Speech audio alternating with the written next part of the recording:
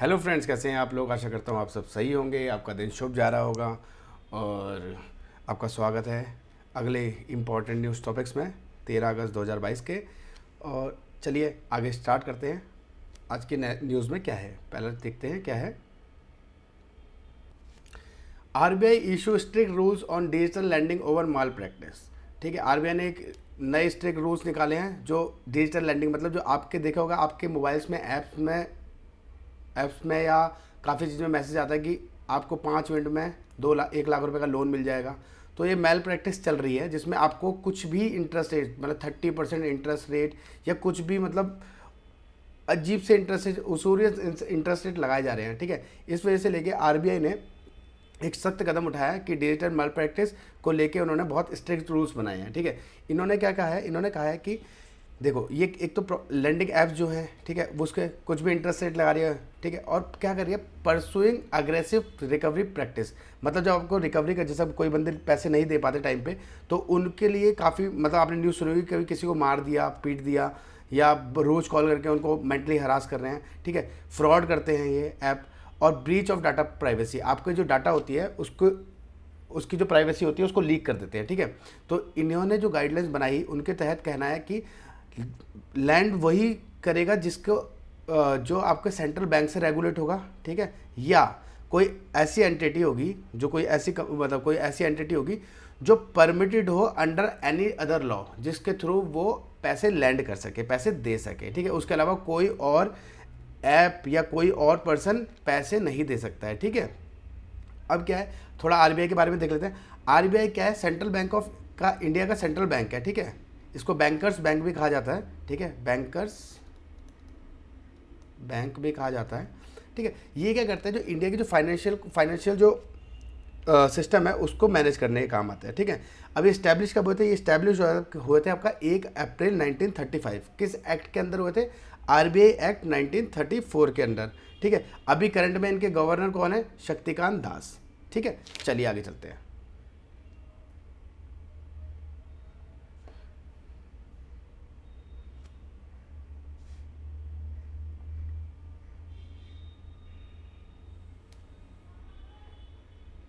एक न्यूज़ आई थी, domestic air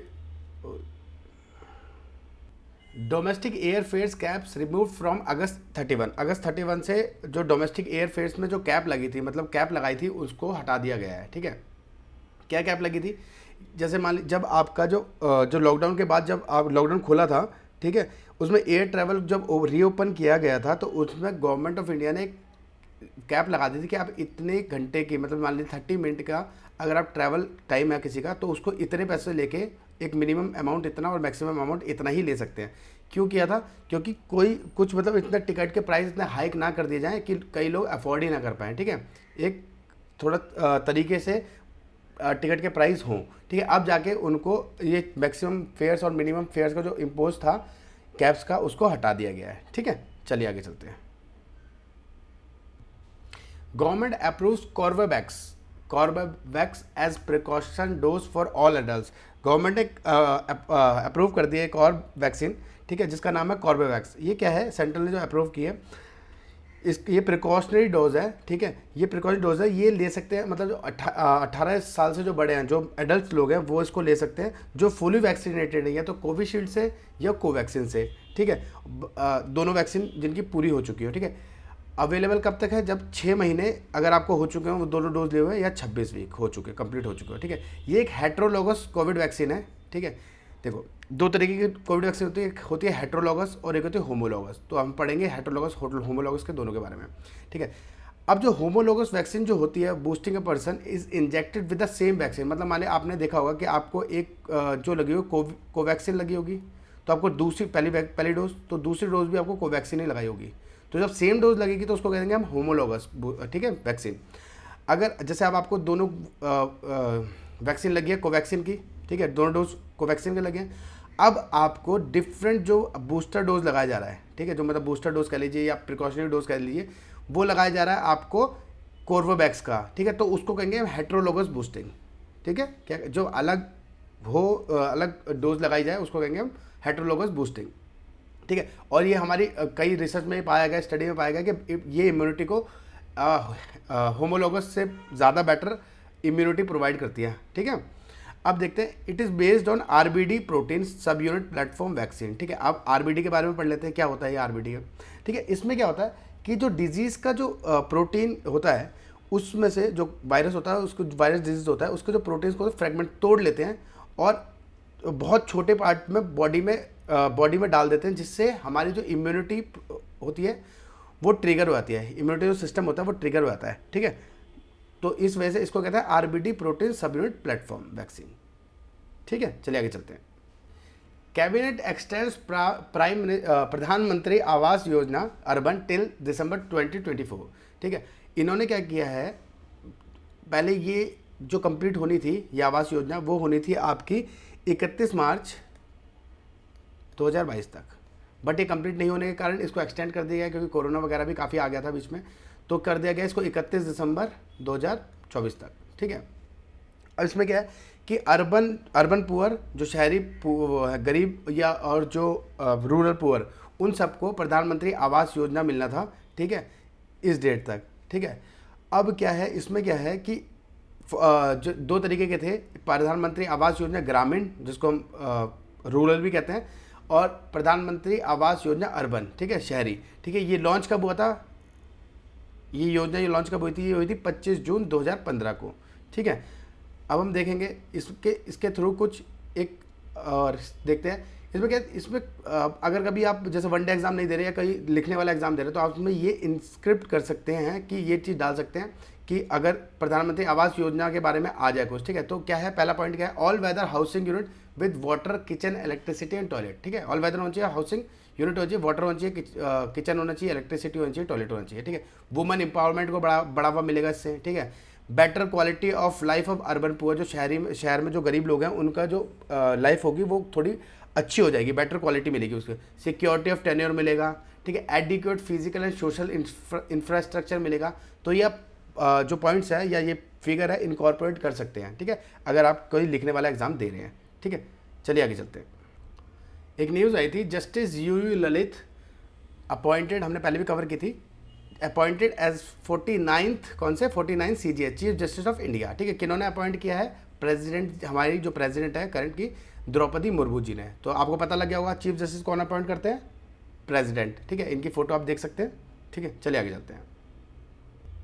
bamboo park near Yamuna, Yamuna के किनारे एक बैम्बू पार्क बनाया जा रहा है। ये दिल्ली का फर्स्ट बैम्बू थीम पार्क होगा, जिसका नाम होगा बानसेरा। क्या होगा इसका नाम, बानसेरा। ठीक है, अब ये कहाँ बनाया जा रहा है, नियर यमुना, दिल्ली में। ठीक है, तो अगर कभी कोई क्वेश्चन आए कि बेनिफिट्स ऑफ बैम्बू, तो बहुत है, तो आप काफ़ी लिख सकते हैं, आपको काफ़ी पॉइंट्स मैंने अवेलेबल करा दिए हैं। देखो, फास्टेस्ट ग्रोइंग प्लांट है अर्थ का। ठीक है, आपको लकड़ियाँ एंडलेस मिल सकती है, प्रोवाइड हो सकती है। ठीक है, ऑक्सीजन ये ज़्यादा प्रोड्यूस करता है ट्रीज से ज़्यादा। ठीक है, ये क्या है, इफेक्टिव है कार्बन सिंक के लिए, जो कार्बन हमारे जो सराउंडिंग में है उसको कैप्चर करने के लिए, उसको सिंक करने के लिए काफ़ी इफेक्टिव है। ठीक है, ये क्या करता है, प्रोड्यूस करता है, मतलब ये एक तरीके का कैप्चर करता है पानी अपने ट्रंक्स में या अपनी छालों में अपने पानी को इकट्ठा करके रखता है। ठीक है, तो यहाँ पे भी बैम्बू होगा, वहाँ पे पानी की कमी कम होती है, मतलब होगी नहीं। ठीक है, और किस लिए होता है, प्रिवेंट सॉइल इरोजन के काम आता है, रिस्टोर करता है डिग्रेडेड लैंड, जो लैंड ख़राब हो गई है। कई सारे फौना और फ्लोरा इस पर डिपेंड करते हैं। ठीक है, और रिप्लेस करता है, अगर मान लीजिए जैसे अभी प्लास्टिक वेस्ट के लिए बात चल रही थी, तो उसको लेके अभी बैम्बू अब फॉक्स बना सकते हैं। ठीक है, बैम्बू स्पून्स बना सकते हैं, कटोरीज बना सकते हैं। तो इनको लेके भी हमारी जो प्लास्टिक यूसेज है उस पर डिपेंड करना कम होगा। और सबसे बढ़िया कि ये रिड्यूस करता है पॉवर्टी, जो प्रोवाइड करते हैं लोकल फार्मर के लिए। ठीक है, गरीबी को कम करता है, provides livelihood for local farmers. ठीक है, ये एक छोटी सी न्यूज़ थी कि बम्बू पार्क कहाँ बनना है, उसका नाम बानसेरा, कहाँ बन रहा है, दिल्ली में। ठीक है, चलिए आगे चलते हैं। कुछ न्यूज़ थी, है तो छोटी बट इफेक्ट काफ़ी बड़ा है, तो देखते हैं इनके बारे में पढ़ लेते हैं। India best place to invest in tech startups. ठीक है, तो किन्होंने कहा है, ग्लोबल CEOs ने, चीफ ऑफ एग्जीक्यूटिव ऑफिसर्स होते हैं ग्लोबली, जो काफ़ी मतलब ऊंची पोस्ट पे होते हैं कंपनीज़ में। ठीक है, उन्होंने कहा है क्यों, दो तरीके के फेवर है। एक तो डेमोग्राफिक्स, मतलब मान लीजिए जो अभी यूथ है इंडिया का, उसकी जनसंख्या बहुत ज़्यादा है, जो 15 से 29 साल के बीच में लोग हैं, उनकी जनसंख्या एज़ कम्पेयर टू बाकी जनसंख्या से काफ़ी ज़्यादा है। ठीक है, प्रोफिशिएंसी इन इंग्लिश भी अच्छी बोल लेते हैं, तो काफ़ी सारी कंपनीज़ यहाँ पे स्टार्टअप्स में पैसा इन्वेस्ट करने के लिए आ सकती है। तो इससे हमारे अनएम्प्लॉयमेंट कम होगा, रोज़गार मिलेगा, तो लोगों की जीवन अच्छी तरीके से व्यतीत कर पाएंगे। तो ये काफ़ी अच्छी न्यूज़ है। ठीक है, इसको लेके भी कहीं कहीं पॉइंट डाल सकते हैं आप लोग। दूसरी न्यूज़ थी, union minister Rajnath Singh launch book of Shah's speech. जो अमित शाह है हमारे गृह मंत्री, उनकी स्पीचों का एक बुक बनाई है, उनका उसका नाम है शब्दांश।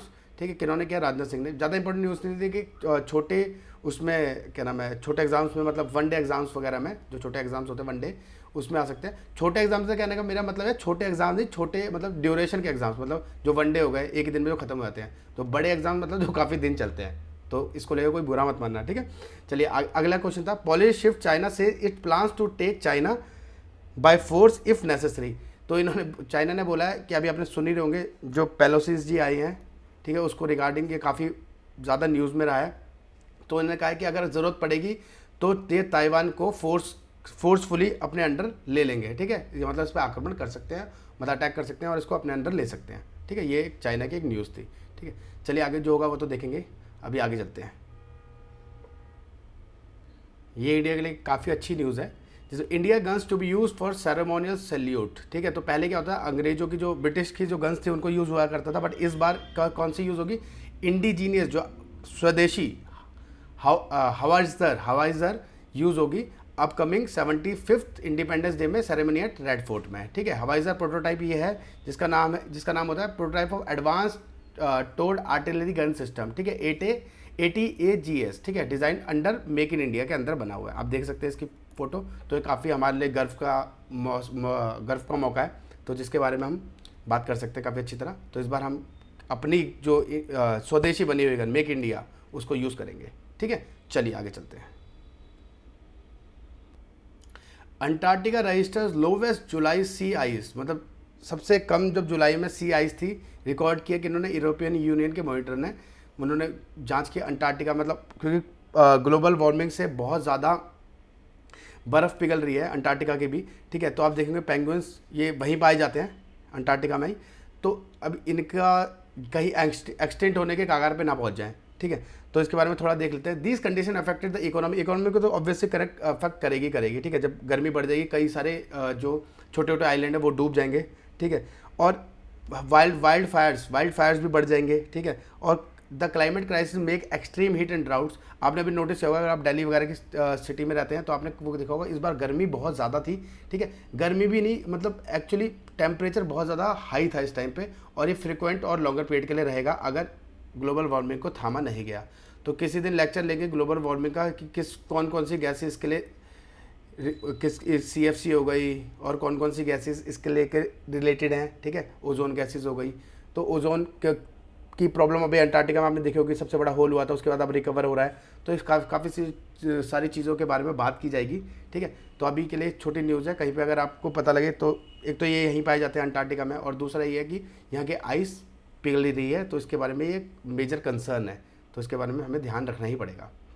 चलिए आगे चलते हैं। एक न्यूज़ आई थी, मैंने ये हिंदुस्तान टाइम्स की कटिंग है, तो इसके थ्रू ही समझ लेते हैं, वरना मुझे काफ़ी लिखना पड़ता। तो देखते हैं, government new rules for flight data. ठीक है, एक नया रूल बनाया है, government notified the passenger name record and information. ठीक है, रेगुलेशन 2022। ठीक है, अब इसमें क्या है कि जो भी फ्लाइट सर्विसेज ऑपरेटर होंगे वो अपनी जो सारी डाटा है, मतलब काफ़ी डाटा है, वो कस्टम एजेंसी को के साथ शेयर करेंगे। ठीक है, तो देखते हैं PNR data what government will now get. ठीक है, क्या क्या मिलेगा? PNR क्या होता है? Passengers name and record. ठीक है, इसको कहते हैं PNR। तो इसके थ्रू क्या होगा, PNR कोड दिया जाएगा कस्टम्स के, वो किया जाएगा, शेयर किया जाएगा। Date of booking and name किया जाएगा, और को पैसेंजर जो सेम टिकट पर ट्रैवल कर रहा है उनका डाटा शेयर किया जाएगा। ठीक है, और बिलिंग इन्फॉर्मेशन की जाएगी, contacts, mobile number, email address किए जाएंगे, ट्रैवल आइटनरी कहाँ जाएंगे उसके बारे में रिकॉर्ड किया जाएगा। तो ये काफ़ी सारी इंपॉर्टेंट बैगेज और सीट इन्फॉर्मेशन दी जाएगी। वेदर पैसेंजर चेकड इन, ठीक है, कब पैसेंजर ने चेक इन किया है। ठीक है, passport number, date of birth और जेंडर इफ़ कलेक्टेड। ठीक है, तो इसमें क्या है, एक्चुअली ये सेम और भी दो कंट्रीज़ में है रूल्स। तो एक कंट्री है यूरोपियन यूनियन PNR डायरेक्टिव्स। ठीक है, और दूसरा है US ऑटोमेटिक टारगेटिंग सिस्टम्स। ठीक है, ये दो कंट्रीज़ हैं, इनमें भी ये सेम रूल्स अप्लाइड है पहले से ही। ठीक है, इसके बारे में एक्चुअली क्या है ना, प्रॉब्लम क्या हो रही है, प्रॉब्लम ये हो रही है कि कंसर्न्स क्या क्या है, कंसर्न देख लेते हैं एक बार। ठीक है, तो प्राइवेसी का कंसर्न है। ठीक है, कि कोई भी डाटा कहीं ब्रीच ना हो जाए, और इसमें कहा गया है कि जो प्राइवेसी लॉ है, इंडिया में कोई प्राइवेसी लॉ अभी तक तो कोई बना नहीं है, ठीक है। इसमें क्या है, जो सुप्रीम कोर्ट की 2017 की जो जजमेंट आई थी, ठीक है, उसमें क्या है, can be access only when purpose to be proven. तो मतलब जब पर्पस होगा तब उसके लिए एक्सेस कर सकते हैं जो हमारा डाटा होगा, ठीक है। और जस्ट फेयर एंड रीजनेबल, जब मतलब फेयर और रीजनेबल हो चाहिए तभी आप हमारे डाटा को के बारे में जानकारी निकाल सकते हैं, ठीक है। अब एक्चुअली क्या, यूके और जो यूरोपियन यूनियन में जो इनका कानून है उसमें क्या कहा गया, इसमें कहा गया 6 महीने में, 6 मंथ के बाद डाटा आपको मतलब हट जाएगा वहाँ से, ठीक है, एनोनिमस हो जाएगा, ठीक है, एनोनिमाइज हो जाएगा। बट यहाँ पे क्या है, यहाँ पे रूल है 5 साल का, ठीक है। अब 5 साल में आपके कितना ही डाटा कंपनीज के पास होगा, मतलब कस्टमर के पास होगा, कितना ही डाटा आपका ब्रीच हो चुका होगा, इसके बारे में कोई अभी कंफर्म चीज़ें नहीं पता है। तो धीरे धीरे ही आगे जाके पता लगेगा कि किस तरीके से काम होए जा रहा है, ठीक है। ये एक न्यूज़ थी, उसी का मैंने कटिंग लगाई, हिंदुस्तान टाइम्स की ही न्यूज़ थी, तो उसकी ही मैंने कटिंग लगाई है, ठीक है। आपको पढ़ना होगा तो आपको ज़्यादा क्योंकि अगर कोई क्वेश्चन आ जाए कि गवर्नमेंट अगर, क्योंकि इससे हमारे उसमें फ्लाइंग जो फ्लायर्स होंगे वो भी इफेक्ट हो गए, तो उनके बारे में भी देखेंगे कि किस तरह इकोनॉमी में फ़र्क पड़ता है। तो किसी एग्ज़ाम में आप इस चीज़ को उठा सकते हैं कि गवर्नमेंट न्यू पॉलिसीज़ के बारे में भी बात कर सकते हैं। तो ये सारी चीज़ें आपको देखने को मिल जाएगी, आप इस चीज़ को पढ़ लीजिएगा, ठीक है। चलिए आगे चलते हैं। ये एक न्यूज़ आई थी, crimes in Delhi up over 8% this year. तो 8% से दिल्ली में क्राइम बढ़ा है, ठीक है। तो इसके बारे में देख लेते हैं। ये दिल्ली पुलिस की एक रिपोर्ट के थ्रू पता लगा है, ठीक है। और भी अगर आप एक हमारी एक वो है नेशनल क्राइम NCRB, ठीक है, नेशनल क्राइम रिकॉर्ड ब्यूरो। तो इसके अकॉर्डिंग आपको अगर इनकी जब रिपोर्ट्स आती है पता लग जाता है कि इंडिया में कितना क्राइम बना है, किस वजह से बना है, इसके बारे में हम पहले पढ़ चुके हैं, ठीक है। अगर आपको पुराने लेक्चर्स में पता लग जाएगा तो आप इसके बारे में देखिएगा, ठीक है, कि ये कितनी रिपोर्ट्स निकालती है, कौन कौन सी रिपोर्ट्स निकालती है। तो उसके बारे में आज थोड़ा देख लेते हैं। Crimes in Delhi for the first half of the year, अभी फर्स्ट हाफ का ही आया है, उसी में क्राइम काफ़ी बढ़ चुका है। देखिए देखते हैं कौन कौन से क्राइम बढ़ चुके हैं, ठीक है। वैसे तो लगभग सारे ही क्राइम बढ़ चुके हैं, ठीक है। डाटा के बारे में दे रखा है, ये टिल जुलाई, ये इस वाले कलर में टिल जुलाई है, ये 2021 का इस वाले कलर में है और 2022 का इस वाले कलर में है, तो आप देख लीजिएगा, ठीक है। अब देखते हैं मतलब एक्चुअली ये डालने का रीज़न ये था कि इसके पीछे कारण क्या है वो उसके बारे में देखो। मर्डर का मेन मोटिव एक तो पुरानी रंजिश, या आजकल के टाइम में जो देखने को मिल रहा है पेशेंस नहीं है, ठीक है। कभी आपने नोटिस किया होगा 20 रुपये के पीछे कत्ल, न्यूज़पेपर पढ़ते होंगे तो कभी आपके या किसी की कार से किसी को टक्कर हो गई तो उसमें उसने उसका खून कर दिया, ठीक है, मर्डर कर दिया। तो क्यों पेशेंस लेवल कम क्यों हो गया, ये सोचने की बात है। हमारे पढ़ाई का मेन रीज़न यही नहीं कि सिर्फ पेपर पास करना है, सब कुछ करना है, बट हमें सोचने की भी शक्ति देता है। तो हमें सोचना भी चाहिए कि एक्चुअली ये चीज़ हो क्यों रही है, मर्डर क्यों हो रहे हैं, इतने मर्डर के केसेस क्यों बढ़ गए हैं। अब रॉबरी का एक छोटा आप अगर कनेक्ट करेंगे, जो मैं कनेक्ट कर रहा हूँ आप भी अपने दिमाग से कनेक्ट करेंगे तो आपको पता लगेगा। कई सारी आपने ऐप्स देखी होंगी जो आजकल जो फिजिकली चल रहा है वो नहीं, मैं आपको जो वर्चुअल मतलब जो आपके नेट बैंकिंग या इंटरनेट में जो ऐप्स वगैरह से रिलेटेड है, आपने देखा होगा कई सारी ऐप हैं जिसमें आपको दिखाया जाएगा कि ये वाली गेम खेल लीजिए, आपको पैसे डबल हो जाएंगे, ठीक है। कई बच्चे जो छोटे बच्चे हैं जो जिनके घर में अर्निंग नहीं है, जो शॉर्टकट मनी पाना चाहते हैं, वो इस रॉबरी, ठीक है, इनमें snatching, burglary, theft at house, vehicle theft में इन सब चीज़ों में फंस जाते हैं, क्योंकि वहाँ वो पैसे दे नहीं पाते, किसी से उधार लिया होता है उनके उधार वापस नहीं कर पाते। तो इस चीज़ों को लेके वो छोटी सी उम्र में आपको देखा होगा कि मर्डर केस में भी जुवेनाइल होते हैं, रॉबरी केस में भी, बर्गलरी में जुवेनाइल है, क्योंकि उनको भी समझ नहीं है। उनको एक्चुअली उनको समझाना पड़ेगा कि क्राइम है, उनको पता तो है क्राइम है, लेकिन उनको ये एहसास ही नहीं है। जब तक एहसास नहीं होगा तो ये क्राइम नहीं मिट सकता है। तो इसके लिए हमें देखना पड़ेगा कि जो ऐप्स हैं, ठीक है, इनको थोड़ा सा इन पे भी लिमिट लगानी पड़ेगी कि भाई कि इस चीज़ को लेके अब वो डाल तो देते हैं कि इससे बड़े उम्र के बच्चे खेल सकते हैं, लेकिन किसका पता है कौन ऐप में किसी और का अकाउंट बना के खुद खेल रहा हूँ, ठीक है। इस चीज़ को लेके भी काफ़ी गवर्नमेंट को भी सजग रहना पड़ेगा, ठीक है। तो आगे देखते हैं, किडनैपिंग रैंसम भी उसी से रिलेटेड है, जो मैं सोच पा रहा हूँ। आगे आप अपने पॉइंट्स इसमें रेस करके आप अपने अच्छे पॉइंट्स इसमें ऐड ऑन कर सकते हैं। कमेंट में एक दूसरे को पॉइंट्स बताइए कि किस वजह से चीज़ें बढ़ रही हैं, ठीक है। रेप का एक्चुअली क्या है, मेंटल डिस्टर्बेंस, ठीक है। आपने देखा होगा कि अभी गवर्नमेंट ऑफ इंडिया ने पॉर्न साइट्स को बैन किया था, ठीक है। तो आप पॉर्न साइट्स को बैन किया था, बट OTT में आप देखेंगे सॉफ्ट पॉर्न दिखाई जा रही है। तो उसका कितना गलत असर हमारे यूथ पे पड़ता है, और काफ़ी लोगों को पता है जो मेंटली पहले से ही डिस्टर्ब है, और उनको ट्रिगर कर देती है ये चीज़ें, ठीक है। वो जब ये देखते हैं तो उस वजह से रेप बढ़ रहे हैं। तो आप अपने तरीके से इसमें पॉइंट्स लिखिए कि किस वजह से बढ़ रहे हैं। और अगर आपको और अगर स्टेट्स वगैरह का डाटा जानना है तो आप NCRB की साइड में जाके देख सकते हैं, ठीक है। तो ये आज का न्यूज़ था, इंपॉर्टेंट न्यूज़ थे। देखने का धन्यवाद। देखते रहिए, पढ़ते रहिए, समझते रहिए। आपका दिन शुभ रहे।